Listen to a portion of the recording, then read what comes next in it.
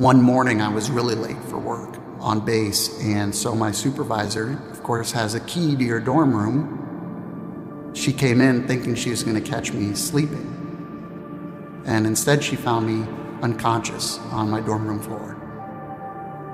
As the doctors and nurses are all starting to stand over me, it became like something out of a movie or a TV show where my vision starts to kind of go to the left, to the right, and things get hazy, and it just didn't feel like reality. And then the voice to the left of me said, "You're going to have air that's going to travel up your arm. It's going to be really painful, but everything's going to be okay." Finally, after trying to continually look over to my left, I finally did. And not only was there nobody to the left of me, but I saw the screen completely flatline. In that moment, as I saw myself flatlining, I started traveling upwards. It was the best feeling I think I could ever experience. It was like this beautiful, blissful, just this feeling of love surrounding my body.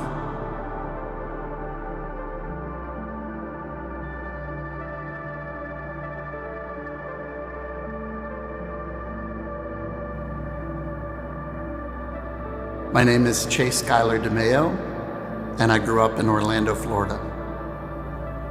My grandparents actually adopted me from the day I was born. My mother had me way too young, she was 17, and my biological father was, had no interest in being in the picture.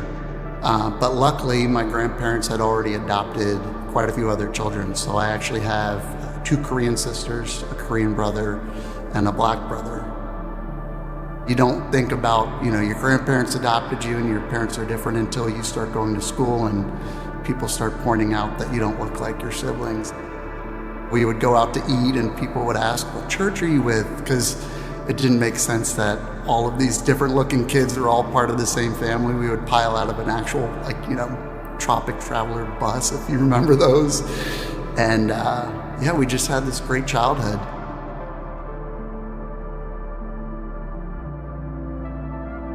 In 7th grade, I had an opportunity to join an ROTC, a middle school, military program, and I jumped at the opportunity. I was one of the first volunteers. My grandfather served in the military, and my great-grandfather served in the Navy. And so there was always something inside of me that said, this is what you need to do as well. Certainly wasn't a burden. It was something that I was really excited to feel that call of, to go and defend the country that I really loved. And so as soon as I could join, the second I turned 17, I joined the Air Force because my dad, who served in the Army, said, "If you're going to join any branch and you're going to let me sign paperwork for you to join, you're going to join the Air Force." Because I think he was always a little jealous of how good the Air Force had it. And, as a parent, you want the best for your kids. So the Air Force it was. From basic training, I joined as a SERE instructor, S-E-R-E, and that's Survival, Evasion, Resistance, and Escape. The job of a SERE instructor is to essentially learn the terrain for pilots, and then you would train the pilots if there was ever a mishap or an accident, how to survive off the land. Not long into that training, I injured both my knees. It was just a training accident, unfortunately. It's like getting hurt in practice. It's kind of embarrassing, but both kneecaps kind of came out and ruptured out. And the surgery that they were going to do is called a lateral release, and it's where they reset the kneecaps back in.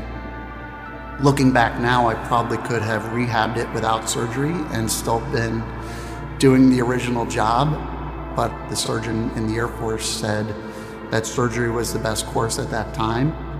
And unfortunately, the knee surgery wasn't a success. Up until that point, I had a clear goal of what I wanted for my life and what I expected for my life, 20 years in the military. And once the knee injury happened, it started to crumble, my goals and my vision for my life. It was catastrophic for me. I didn't know what I was going to do. And I started to get really scared and really nervous.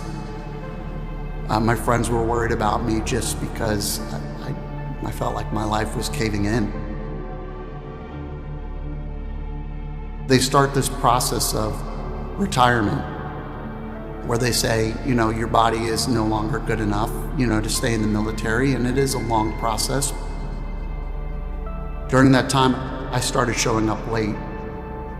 I was young and a little bit unprofessional in that sense, where I knew I was going to get out of the military, so what are they going to do? Are they going to fire me? So I would show up late every once in a while to my office. So one morning I was really late for work on base, and so my supervisor, of course, has a key to your dorm room. She came in thinking she was going to catch me sleeping, and instead she found me unconscious on my dorm room floor. So they sent me immediately, of course, to the Langley Air Force Base Hospital, where they hooked me up to every machine possible, started doing blood work, started doing tests to figure out why I was unconscious on my, dorm room floor. And they couldn't find anything wrong. I was young and I was in the best shape of my life. There was just really no reason why I should be unconscious, right? So they, of course, looked into everything that a doctor should look into. Was he on drugs? Was he drinking? Was it something like that? And at the time, I never touched a drug, still haven't. So they just couldn't make sense of why I was unconscious. So the nurse then said, we're going to do a couple more tests. We're going to do a chest x-ray on you. And if we can't find anything, then we're just going to send you back home. It just, there's really no reason for you to be here still. When she fiddled with my IV and she walked out of the room, from that moment, everything changed.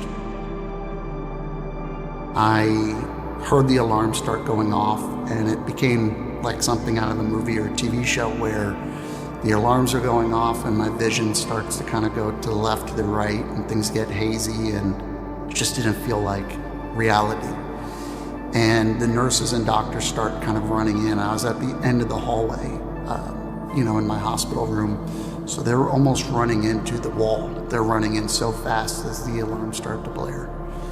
And I obviously, of course, knew something was really wrong. As the doctors and nurses are all starting to stand over me and work on my body, somebody sat down to the left of me and started stroking my arm, telling me everything was going to be okay. And while this alarm is going off and while people are shouting and you can hear the nervousness in their voice, I was very aware that they knew something was wrong. And then the voice to the left of me said, you're going to have air that's going to travel up your arm. It's going to be really painful, but everything's going to be okay. The pain that started to come up my arm, the best way I can really describe it is like a silver bullet, just a giant bullet. It felt like something 5-10 times too large in that vein. It was so painful that you could almost feel every kind of centimeter or inch of it traveling up. I mean, it really was like a train headed towards, my heart. And I remember my right leg kind of kicking up in the air while those nurses and doctors were above me, just kind of like a natural reaction or reflex to this pain traveling up the arm. But the calm voice to the left of me was so assured and petting my arm. And at the time, you're a military guy. The thought of having a guy kind of stroke my arm, probably if you would have asked me then, was like, I don't want a guy stroking my arm. What are you doing, But it was so calm and reassuring to have somebody to the left of me just saying, it's going to be fine. It's going to be okay. It's such a weird feeling to feel so calm while you're experiencing so much pain, which is really confusing. And while nurses and doctors are shouting at each other, I could so vividly hear the voice to my left was so calm. Finally, after trying to continually look over to my left, I finally did. And not only was there nobody to the left of me, but I saw the screen completely flatline. In that moment, as I saw myself flatline, I started traveling upwards. The best way I can describe it, and I get goosebumps every time I talk about it, it just felt like everything started to free up in my body. It felt like ice, like this really cool, beautiful feeling of my body just starting to release and kind of pour out of my chest, almost like shooting a tunnel out of my chest of light. It was the best feeling I think I could ever experience. It was like this beautiful, blissful, just this feeling of love surrounding my body. I could have experienced that feeling a million times over, and there's just no way to describe it. But I was moving upwards to this area where I couldn't see where I was going, but I just had complete trust of where I'm going is really beautiful. If this is the feeling now, I can only imagine where I'm about to go. And not before long, I ended up in this garden. And it was a garden filled with flowers and plants that we've never seen before, and it's beautiful colors, and everything was just vibrant. It was almost like looking into the sun where you have to squint a little bit because everything was so beautiful and colorful. Well, I had no preconceived notion of really what heaven was. I grew up loving Elvis, and I thought Elvis would be waiting there for me, and everything would just be kind of calm and peaceful, and you'd be up in the clouds. And the heaven that I experienced was so much more vivid and so much more real. There wasn't a floating sense. Your body felt so light. There was zero gravity, but the garden and the leaves were so real. These plants and flowers that were so bright, we don't have those colors here. I could say they were purple and red and blue, but it just doesn't do it justice. Everything was just so bright and almost kind of womp. There's a vibration off of everything. You just felt so in tune and connected. When we walk past the tree or we walk down a sidewalk now, you might say, oh, that's a beautiful plant or a beautiful flower, where in heaven it felt like I was feeling the plants and the flowers. When you dream, you don't necessarily feel something. You kind of envision it, and if you're dreaming, you're off in this little world. This was so real because I was feeling things, and I felt the grains of dirt in between my toes, and I hate being barefoot, so it was a vivid memory for me that I could actually feel dirt in my feet. And ahead of me, I saw a gentleman in a robe, and he was chasing after a little boy, about 3 or 4 years old, little curly-haired blonde boy. The little boy was kind of running ahead, looking back. He was being cheeky, and as I see the boy running, I'm just watching this beautiful interaction, almost like father-son. And I watched this little boy just so happy and so purely enjoying his life. And until I got close, then you kind of look down and go, oh my gosh, that's me. I forgot I had blonde curly hair, and I used to be that happy, and I used to just laugh all the time and smile constantly as a kid growing up. No matter what was going on around me, it was always I was always a happy kid. And I think I had forgotten that by that time. By the time I was 19, I was taking life so seriously. I was so worried about career and military and all these things that I had so forgotten about being that happy little kid. And so that was a beautiful reminder of how I used to be. As I see the man turn to me, I immediately knew it was Jesus. And I should say too, Jesus didn't look like what I would have thought he would have looked like, but I was so certain it was him.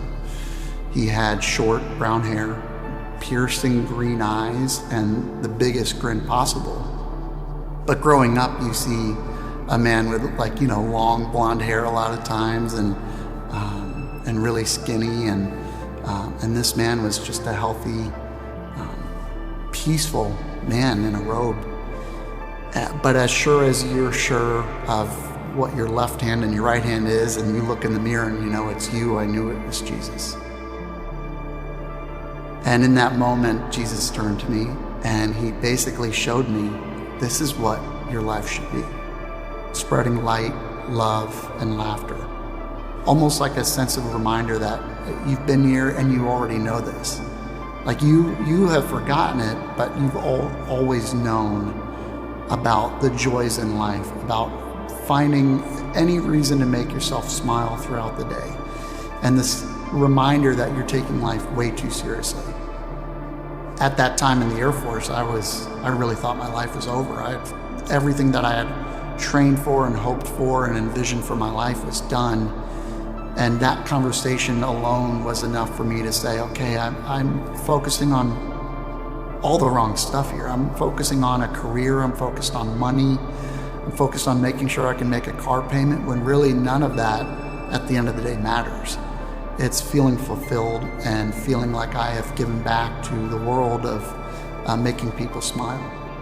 And it was such a good lesson of this is what life is supposed to be forever. You're supposed to always find joy and laughter and happiness.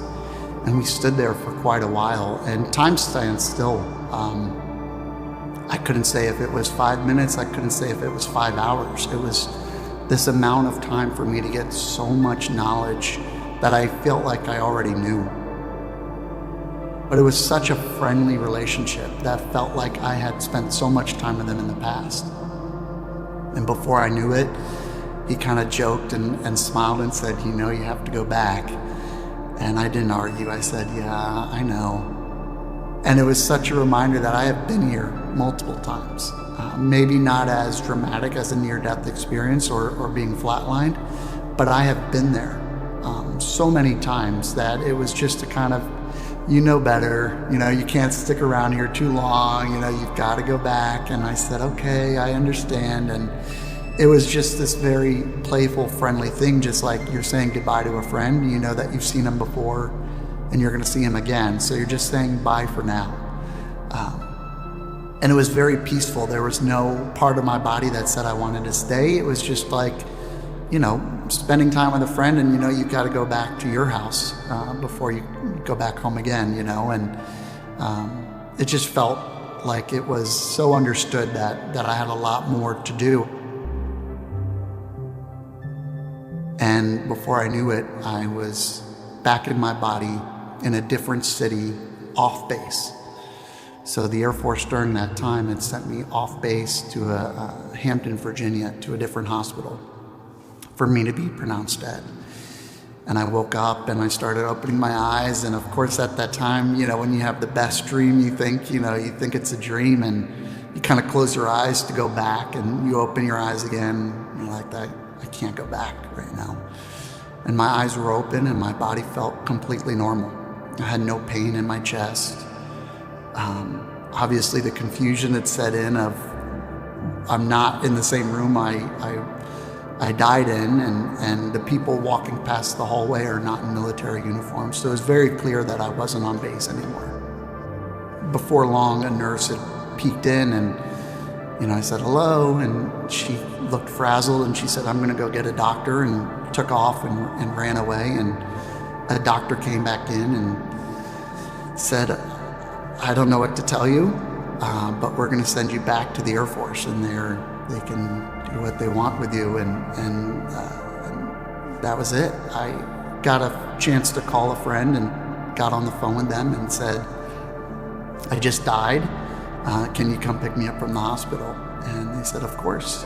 And we did what every person who would die and come back does, and we went to Chick-fil-A because I was starving. I guess death made me very hungry, and we went to Chick-fil-A, and I said I'd really like to get out of town for a couple of days. I was really just confused, and I didn't want to go back and sit in the same dorm room that I was in, and we went to Washington, D.C. for a couple of days. Saw the monuments and took pictures. During that time, my left arm was just black and blue. The bruising was so bad from that air traveling up to my heart. I went back to the hospital again because the bruising on my arm was still so bad. And I wanted an answer. I wanted to make sense of it. Why did I die? Why did I experience, the flatlining? And so I went back to the hospital, and they documented what had happened to my arm, and they wrote an entire paragraph of patients suffered an air embolism. That's when air travels up to your heart. So it looks like the nurse, on accident, allowed air to get through the IV that was, in one of the main veins for me, and accidentally flatlined me. But the nurses and doctors, they couldn't make sense of it either. I don't know how many people that they saw flatline survived. So there was never really an honest conversation with the medical staff of, here's exactly what happened to you, and we can't figure out how you're still here. And from that time forward, although I didn't feel comfortable telling people the story, because I felt very grounded in the sense of, if I go tell people this, they're going to think I'm crazy. And that was a genuine concern, because I didn't know about even the term near-death experience or an NDE. That none of that world made sense to me. I just thought people would think I was nuts, and so I just wouldn't tell people unless they were really close to me. And I just didn't know how to navigate this new experience that I had been through.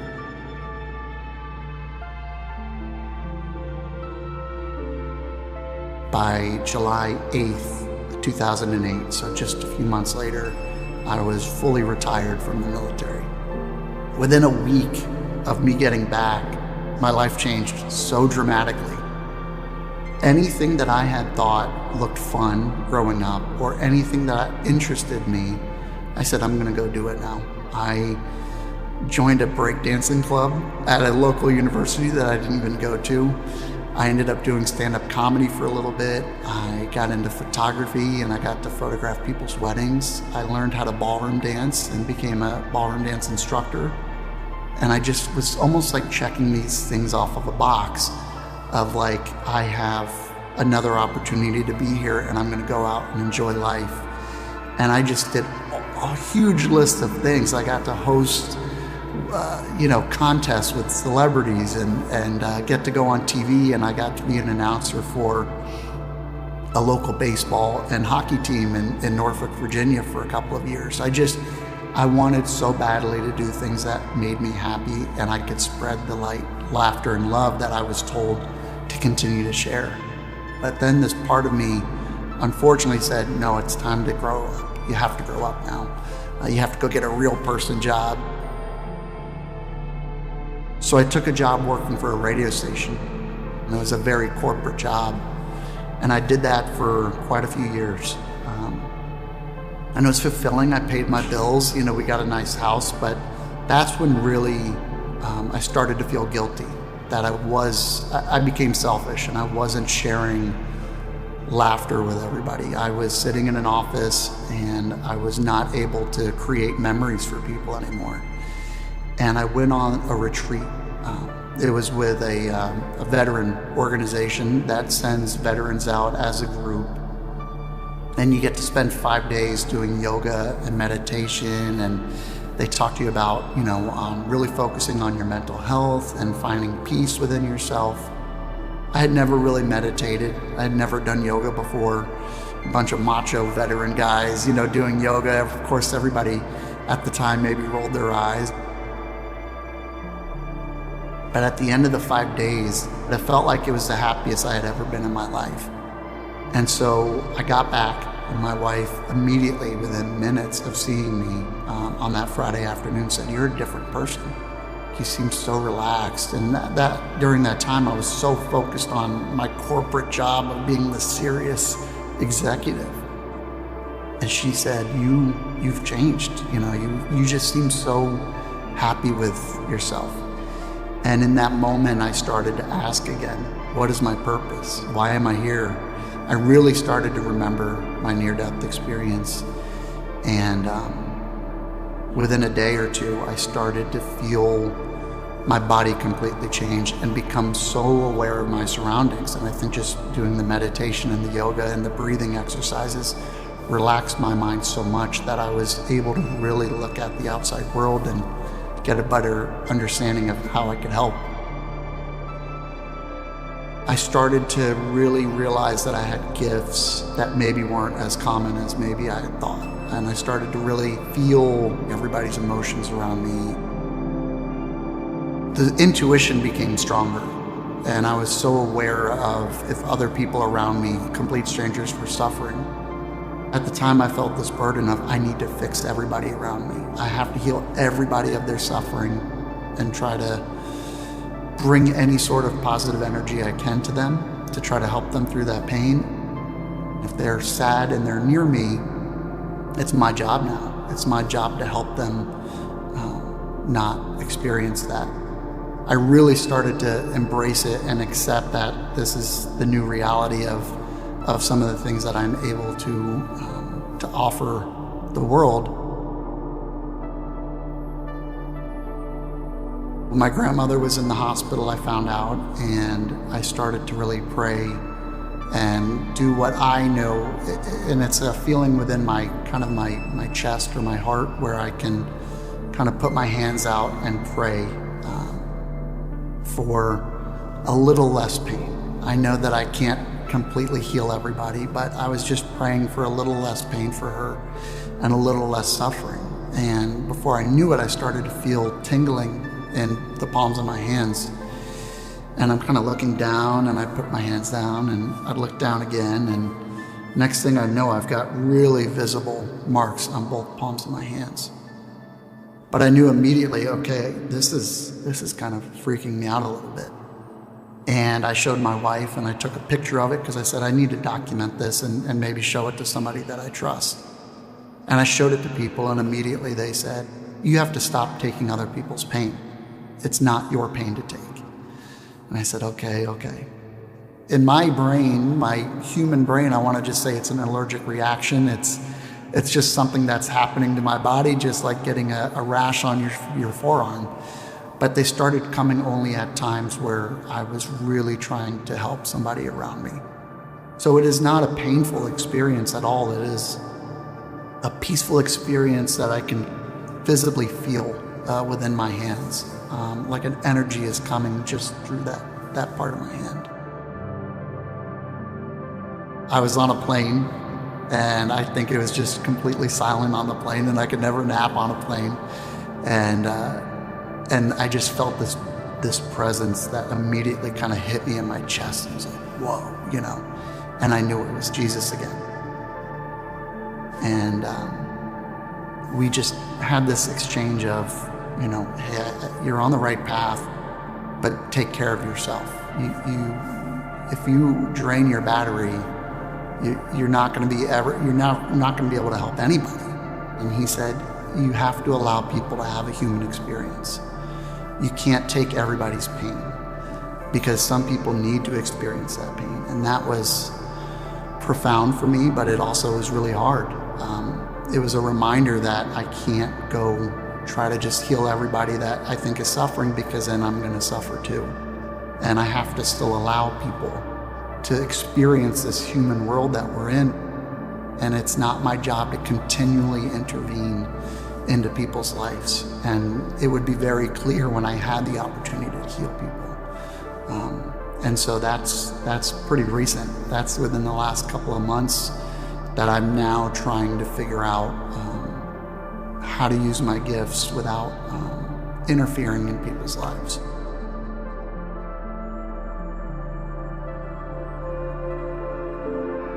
It's hard to experience what I experienced and not come back a different person. Laughter, smiling. It's such an easy thing, it's free. It's just like breath, right? Like we can breathe for free, we can pray for free, we can meditate for free, and we can laugh for free. We can find joys in everything. And we live in a world right now where it seems like we're so separated. I drive past the bus stop that I grew up going to almost daily, and I had great memories as a kid laughing and playing right before school. Nowadays, the kids are all 10 feet apart from each other on their phones, and that's tough to watch. To me, smiling and laughter and being close to people is what I think is the best medicine for us. My understanding is that we all are here to serve a very specific purpose. And not everybody's life's purpose has to be this big holy one, that we're meant to all have different goals and different personalities, just like a fingerprint is meant to be different. But for me, it's to continually learn and evolve. When you're a little kid, and when I was that little boy that I saw in heaven, when you're that age, you're absorbing everything, and you're continually learning, and you're experiencing everything through a view of everything is great. You don't have these grown-up constraints and stresses on you. And so I try to do that now, is continually try to learn, to stay in school, getting alternative medicine degrees, getting a ministry degree. And after that, I'm going to school again. And I think as long as we continually learn, I think we're going to leave the world in a better place. As long as we learn from history and learn from past mistakes. My grandmother has always said that education would heal the world. And I do believe as long as we are continually learning, that we are setting the next generation up to continually make it better. Knowing that, education looks different to everybody. Whether you're actually in school or you're reading a book every day or you're reading the news every day, as long as it's educating you and not just making you more depressed, I think that is the meaning of life, is learning, evolving, and making everything better than how we came.